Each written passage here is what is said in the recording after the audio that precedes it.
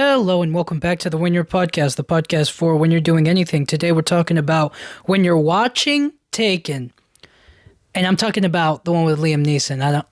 Is there another Taken? I think there's another Taken. It's so hard to tell which Taken I'm talking about, but anyways, the one with Liam Neeson. Okay, the main one.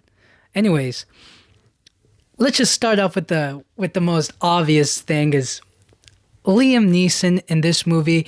This is A tier. I mean, this is like Liam Neeson at his best. Like, really, just when it comes down to it, this is what solidified Liam Neeson as an action star for me. I mean, I had never, to be honest, I didn't really see anything other than Taken from Liam Neeson. Like, I'd never watched any of his other movies or any of his other projects or anything that he had kind of done prior to this movie. And it was after this movie that I started like really seeing him a lot in action films or him doing really any kind of Hollywood type of work. I never really paid attention beforehand. And I think this was like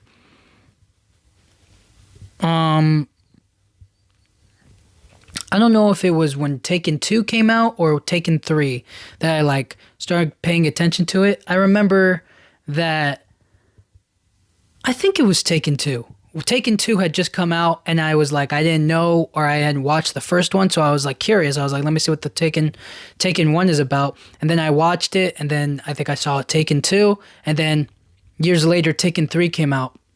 And I was like, okay, cool. Like, this is nice, you know what I'm saying? It was cool to be part of that trilogy of the films. But anyways, Liam Neeson really delivers in this movie. I feel like obviously he's the main star of it. Everybody else is kind of, not to be rude, but everybody else is pretty replaceable. I can't for the life of me be like, yeah, that person really, I mean, they did good. All the other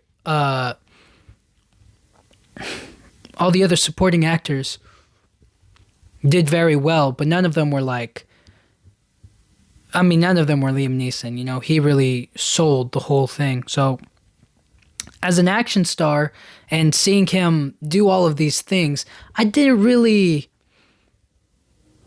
Usually you're like, oh, it has to be like this young guy, or it has to be somebody like this or somebody like that. But in actuality, it's somebody like Liam Neeson is perfect for it, because it's just like, or older, I guess older people. Because like when I watch younger people doing like action stuff now, or like there used to be like the young people doing all the awesome action stuff, and I was just kind of like, yeah, they're young, but I was just like, maybe they should still be training or figuring it out, or like, you know what I'm saying? It's like they're Batman level when it's like they shouldn't be, you know what I mean? It takes time to become Batman, and all that out the way. I'm just saying that like it works for this movie for Liam Neeson to be a badass, and it felt so perfect. Like, it's just an amazing popcorn movie. It's like you just get it right away, you know, and it doesn't try to be anything else. It like knows the genre it is, and it just does it well. And the movie kind of starts out with basically like an everyman kind of a start, whereas like he has this job, he has this family, you know, he's trying to figure it out for himself, or he's trying to make things work for him and for his family, and he has to work this bodyguard job for a very high profile star, and you know, one thing happens to they're basically setting up the character to show us that like he's capable.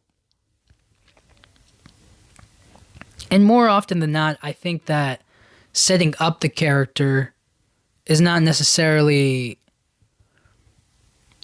I mean, we could just automatically get him being a badass and just taking down 100 people, you know? He doesn't have to be this regular bodyguard or just this lackey or whoever, right? Like, doesn't have to have this job. He could do whatever he wants. But instead we get a glimpse of like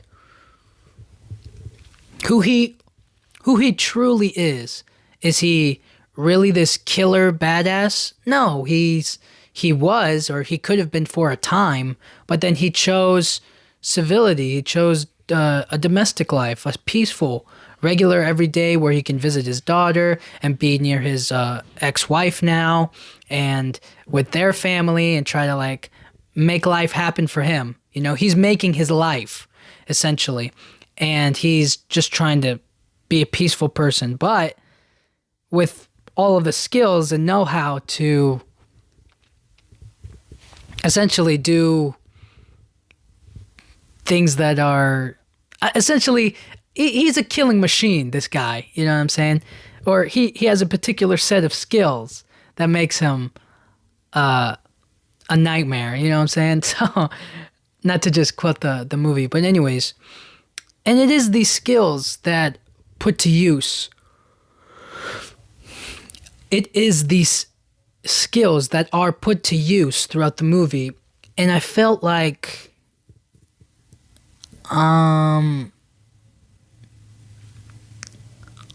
kind of want to be like, well, I could do the exact same thing, but it definitely depends on the circumstances. You know, there are definitely moments where it's like, well, if somebody kidnapped my daughter, I wouldn't have been. I mean, how could I be as smart? But it's just kind of like following the movie and realizing that it's not reality, like it's not real life. You can't equate the two, you know. This is a movie. He shows up at the house. There's nobody there. It's empty, but like there's no police there. But then again, why would there be? I guess they would have to report it to the France police there, and I guess they haven't gotten it. I don't know, dude. Anyways, all I'm trying to get at here is that like watching his character, seeing the skills that he uses is like, obviously you want those skills for yourself should anything happen to you in your life.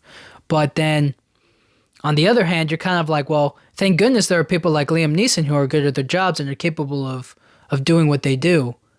And you could pick up a tip here and there from the movie, I guess. It's not really you have to definitely do it, but there are a few tips and tricks in there that I think were cool. But anyways, it comes down to, let's just get to the part that cemented him as an action star was that phone call. That phone call, man, what a great moment. And it made a bunch of memes out of it. People were like making videos about it, or Liam Neeson calling them, and then they were just kind of like answering it back and forth. It's just kind of like a funny cultural moment. But that first Taken movie, that phone call was so, it really put the movie into motion. That scene, that moment, and it's because of that moment that the film really stood out and it hit so many people. But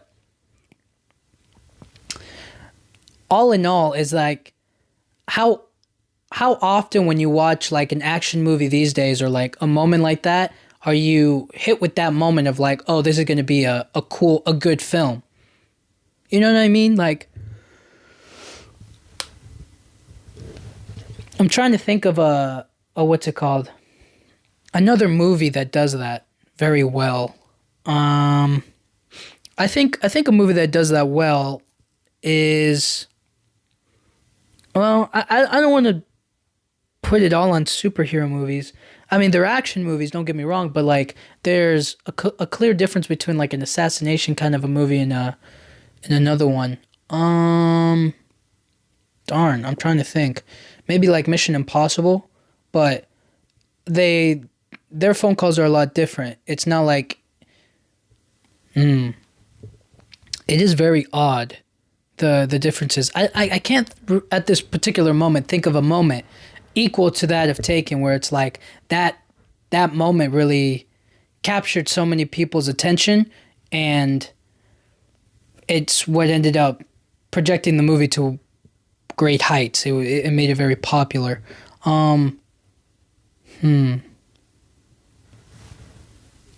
Okay, well, let me say the superhero one. I would say Iron Man, the first Iron Man, where he gets back from essentially he gets back from the desert, and that whole rebuilding, well, it could be when he first got into the Iron Man suit and broke out of the cave. That would have been the real moment that he's like, that's when he became Iron Man. But again, it is a superhero movie. It's kind of like, well, this is what has to happen, or this is how things kind of play out. But anyways, moving on to the rest of the movie, the kidnapping. So the kidnapping, dude, the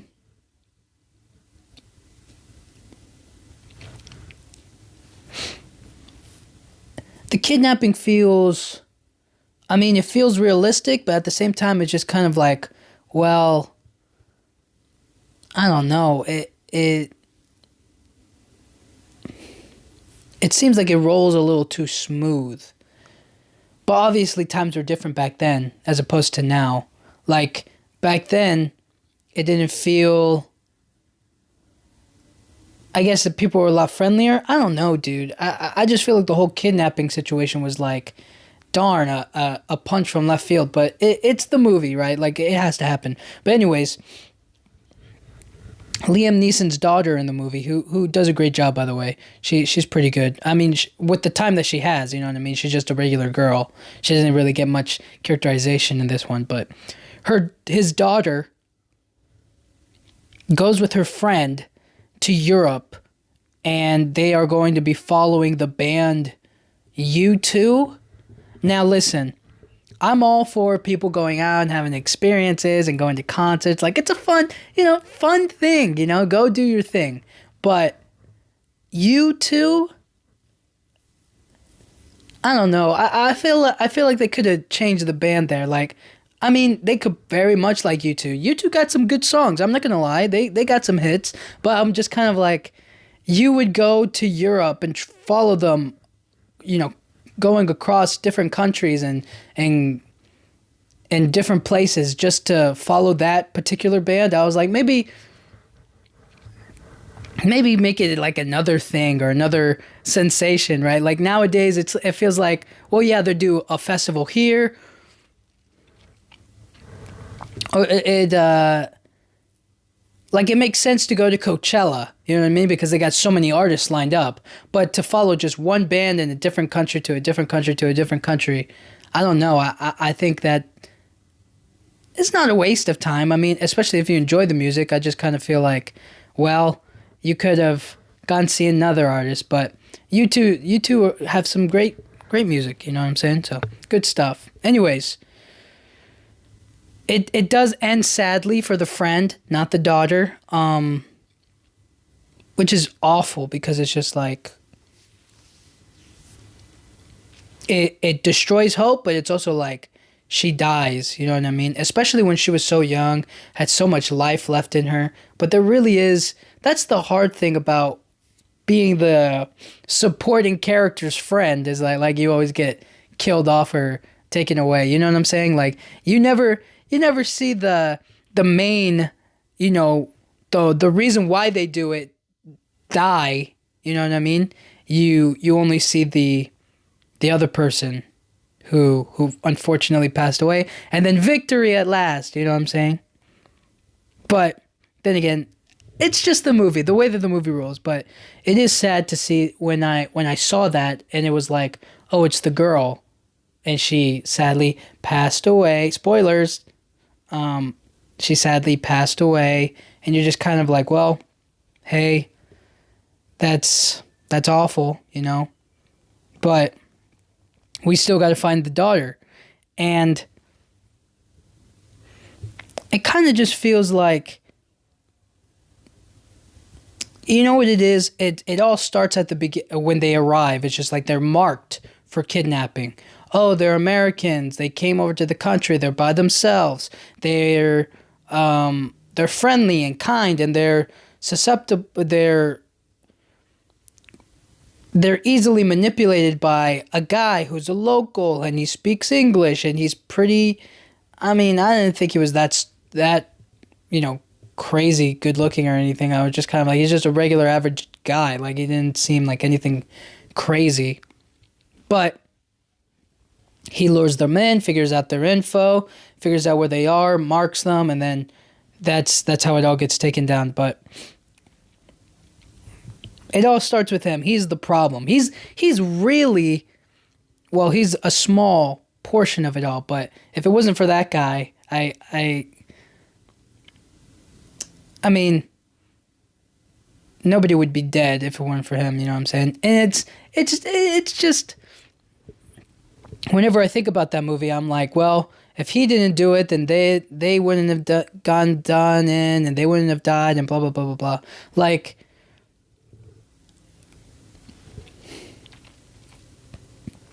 that guy dies in the movie. You know, Liam Neeson doesn't directly kill him. He kind of indirectly forces him to jump in the street, but like, he's an idiot. So anyways, he dies, right? And because he dies, it's like, well, he's gone. You know what I mean? The day is saved, right? But they'll just replace him with somebody else. You know, the larger issue is not defeated. It's just trying to get his daughter, you know? So this whole thing will just repeat. Liam Neeson doesn't really effectively change anything or like really kill the bad people or like the people at the top. Or maybe he does. I feel like he kind of does, but not really. Like, there's always going to be problems. But anyways, let's get down to the real part of the movie, the tracking. He's going to find his daughter. So it's obvious. He starts where they were supposed to be living, right? Figure out the crime scene, figure out everything that's going on there. And then from that point on, you kind of have to start at, well, what do they all have in common, or where do they begin? And then he goes from, or maybe he went from the airport to the place. I don't know. So many different variables. I forget like the exact timeline. Does he go to the airport and get the guy first, or does he go to the home where they were abducted and kidnapped, you know? But anyways, figuring out where they were kidnapped and how they were taken and what they were exactly doing or working on there.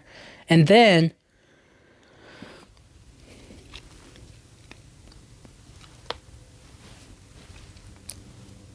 there's also the aspect of him being in another country, you know? So he obviously needs some backup, and because he was a bodyguard with his friends from the CIA, and he was a part of it too, they were able to, you know what I'm saying? They were able to make things happen. But anyways, friends in the CIA and higher up positions, they came through for him, you know what I'm saying? They come in handy, especially when your daughter gets kidnapped. And the most important thing is just to, when he's tracking or getting any kind of, what he's after is information. He needs to know as much as possible before they really vanish. So any link, any traces, any way to like particularly get to know people. And he'll go to great lengths to get it. And he also repeatedly, when he's traveling to, I think it's France, he's repeatedly listening to the voice that he heard on the telephone call that he got from his daughter, where he says his famous line. And I guess that kind of like auditory learning or auditory, that kind of repetition comes in handy. It's not like something, it's not like a gigantic skill. He just listens to it over and over and over again to really understand the way that it's spoken. But anyways,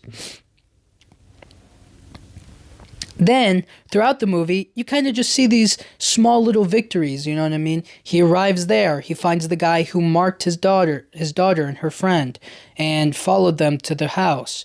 And then you interrogate him, and then once you interrogate him, he gets away or he runs away. You have to catch up to him. Blah, blah, blah, blah, blah. You have to learn all of these little pieces and puzzles to it. Then he has to find the next person, which was, okay, I have to find the person who obviously took her and kidnapped her. How do I find them? Figuring out all these different connections. He's really trying to piece together everyone and anyone who could have been with his daughter. And because of that, you take what you can, you know, you take what little little threads that you can pull. So, and also it doesn't hurt to have friends again who can help you, and people who are in the country or in the space that can help you out, which he does do. He does find somebody who is in that space to help him out. Well, he threatens him and his family, I think. But he's desperate, you know what I mean? He needs to figure it out. Anyways, moving on forward. He eventually finds these people, and I think that was another great moment from the film that kind of pieced it all together. The phone call. If the phone call is the big moment, then you want to follow the thread. He got the phone call from this person, or he talked to the person who kidnapped his daughter. He kind of told them what he was going to do. He was going to catch him. And then the next thing you want to see is him catching that person. So then this is following that thread. And when he initially meets them, he has to sell a role. And this is where a skill that some people kind of don't have, which is you have to sell yourself in a character, in a role per se. You know, you can't be the father who lost his daughter coming to seek vengeance. You have to be somebody else. And sometimes people would just go crazy. They would just go guns a-blazing right off the rip. You know what I'm saying? But then he wouldn't have learned anything. He wouldn't have learned that these are the people he's after. He wouldn't have gotten as much information from them as he possibly could. And throughout the whole scene, or the whole moment of him talking with them all, he's trying to get everybody to talk because he wants to see if they have the same voice that he heard on the phone, which is all great detail, all very easy to follow. But what I'm trying to say is that's where the whole thing comes into place, you know? All these small victories add up to get you that big moment. And then once you get it, I told you I would find you. And then action, there it goes. He gets right down to it. He has to figure out where his daughter is. He has to take one of those people, at least has to get one survivor, right? So that way they can tell him what they did with his daughter. And in doing so, he kind of just like, you know, kills that guy. But, you know, listen, I'm not saying I don't understand why he does it, but like that guy electrocuted him like crazy, you know, and just left him there to cook. I mean, that was very brutal. But they started it. They did kidnap his daughter. So I don't know. Is it fair? Is it right? No. Do I think if he had let him live, there would be a second one? Possibly, maybe, but, you know, actions have consequences, and that definitely had a consequence. So then, I guess what I'm trying to poke at here is that, like, any way, by any means, any way possible, if there's a way to do it, Liam Neeson is getting it done in this movie, no matter what. And that's kind of like a code that we all want to live by, isn't it? We all kind of want to, if there's any way to get something done, I'll do it. You know what I'm saying? If you can't face any consequences.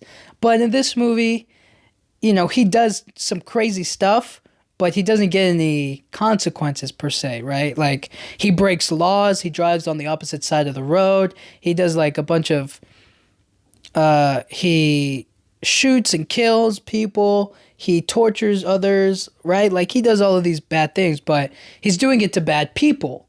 So it's like, in the grand scheme of things, he's kind of being a good guy here and doing it, but at the same time, it's just like, you wouldn't get away with that in real life, you know what I mean? He hurts people, he's, I guess he's just getting himself into a bad situation and a bad opportunity in a bad place where it's like he's gonna get entangled with the wrong people. So then, after all is said and done, life, he puts his own life in danger for his daughter, you know? He puts his own life at risk. And that's kind of something that we would all do for our family members or for people that we really love, is that like we would take all the risk, you know, take my place instead of my daughter and I'll be okay, you know? But